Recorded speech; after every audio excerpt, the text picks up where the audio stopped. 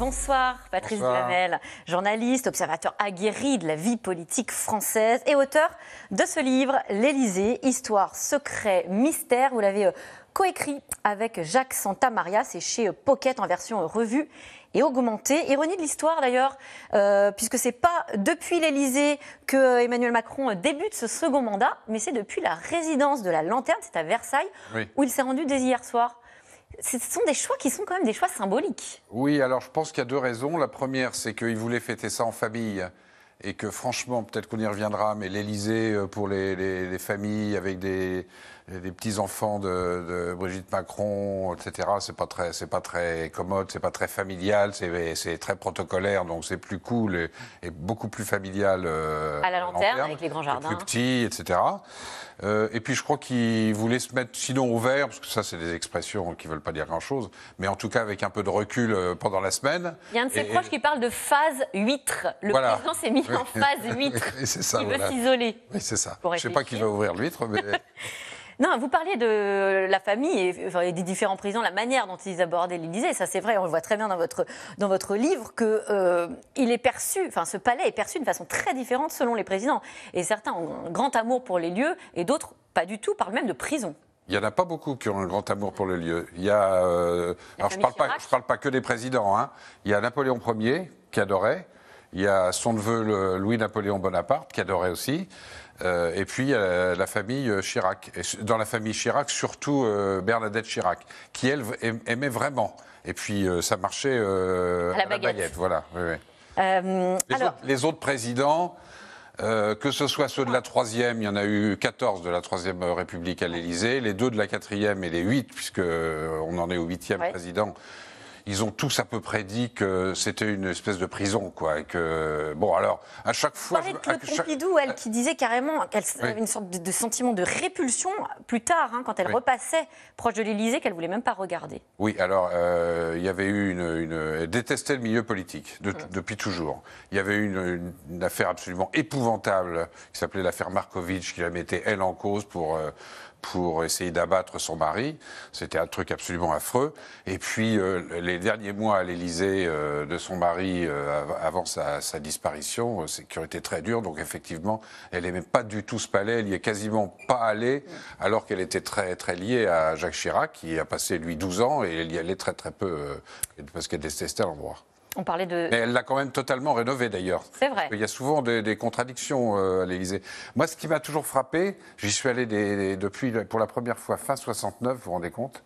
Vous l'avez vu évoluer, l'Élysée, oui. J'ai vu évoluer, et à chaque fois que j'y vais, mais quand je dis je suis allé beaucoup, des centaines de fois, parce que, voilà, sur 50 ans, c'est assez... Vous avez couvert tous les présidents. Mais c'est à la fois, à chaque fois qu'on arrive, à côté magique, c'est-à-dire l'espèce de poids de l'histoire, on se dit, là, il y a eu Napoléon, il y a eu De Gaulle, on dit le bureau, on dit toujours le bureau du général, etc., etc. Oui, même quand ce sont des présidents actuellement qui sont, quand on vous reçoit, on vous dit je vous amène dans le bureau du général et pas le bureau du président. Absolument.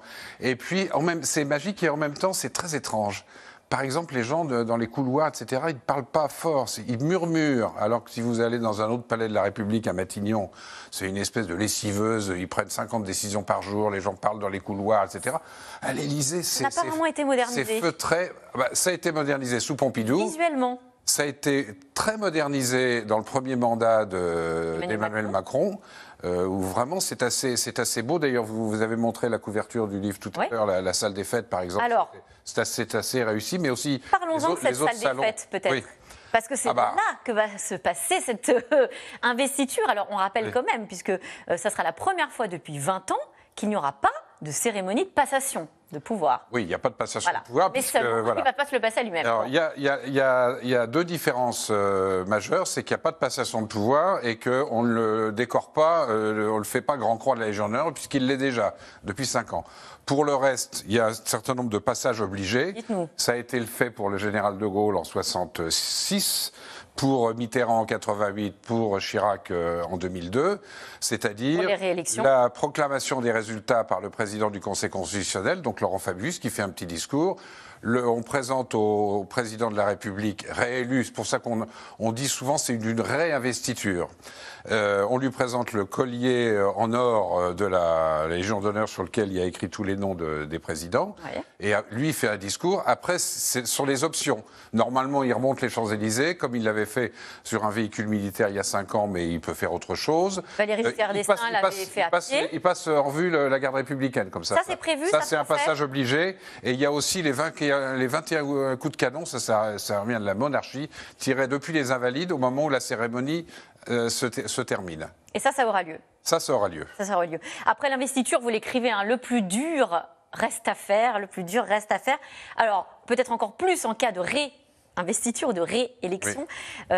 On parle de ces fameux 100 premiers jours pour lancer les réformes. Vous avez d'ailleurs réalisé un documentaire qui va bientôt être diffusé. Dans 8 jours sur France 2. Dans 8 jours, mardi prochain sur France 2, en prime. Alors, les 100 premiers jours, c'est moment d'état de grâce dont profitent certains présidents. C'était une période d'état de grâce. Maintenant, depuis le quinquennat, les réseaux sociaux, les chaînes d'infos, etc., où vous avez l'opinion et les milieux politiques qui sont là à voir et à observer tout ce que fait le président au bout de 24 heures, l'état de grâce, non, on voit déjà l'ambiance depuis hier soir, on n'est pas dans une ambiance d'état de grâce. Voilà. Être actif quand même, lancer des réformes rapidement. Oui, alors, il y a 2 choses. Il y a les 100 jours où l'idée, ça vient de Roosevelt qui avait fait 15 immenses réformes dans les 100 premiers jours et qui avait dit je ne veux pas être jugé à chaque réforme, vous ne jugerez qu'à la fin des 100 jours.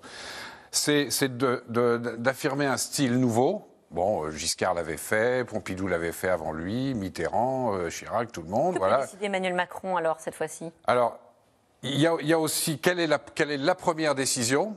Là, j'imagine, c'est ce qu'il a dit, que pour donner du poids à ce qu'il a expliqué entre les 2 tours, essayer de lancer des réformes, mais en créant des commissions, des choses comme ça, pour que ça ne soit pas trop jupitérien. Ça, c'est les premiers signes qu'on donne. Il y a toujours le premier déplacement. Alors depuis Giscard... Là, il a dit... Depuis Giscard, ça a toujours été le chancelier allemand. Et ce qui va être le cas à nouveau. C'est à Berlin, j'imagine, au moment, peut-être le soir de la réinvestiture, sans doute dans le courant dans une dizaine de jours, vraisemblablement. En tout cas, avant le 13 mai, puisque le mandat se termine le 13 mai. Et puis, il y a le problème des seconds mandats. Celui de De Gaulle, celui de Mitterrand, celui de Chirac. Ils ont été moins trépidants, moins dynamiques que les premiers mandats. Ils étaient un peu en surplomb et ils s'occupaient beaucoup de politique internationale en laissant leur Premier ministre gouverner. Qu'est-ce que va faire Macron? Là, c'est différent puisqu'il a toujours la guerre en Ukraine. Donc Et peut-être changer de Premier ministre et de gouvernement. Sûrement, il l'a dit, changer de Premier ministre, oui, sûrement. Alors, en attendant le prochain Conseil des ministres, peut-être le dernier? Il y en aura un après-demain, oui, absolument. Et l'après-midi, sans doute le dernier hommage du premier quinquennat, c'est-à-dire l'hommage à Michel Bouquet dans la cour des Invalides. Moi, j'aimerais bien, si je peux dire un mot personnel, qui est dans le dispositif à des postes importants, une femme.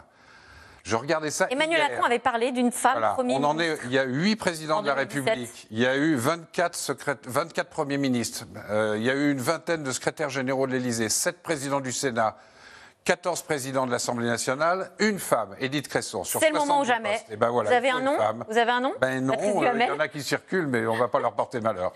Merci Patrice Duhamel. L'Élysée, histoire, secret, mystère, édition Pocket, que vous avez coécrit avec Jacques Santamaria. Merci encore pour votre regard aiguisé et tellement passionnant. Tout de suite, Caroline Roux, C'est dans l'air, qui revient justement sur les résultats de ce second tour et les conséquences politiques de cette réélection. Bonne émission.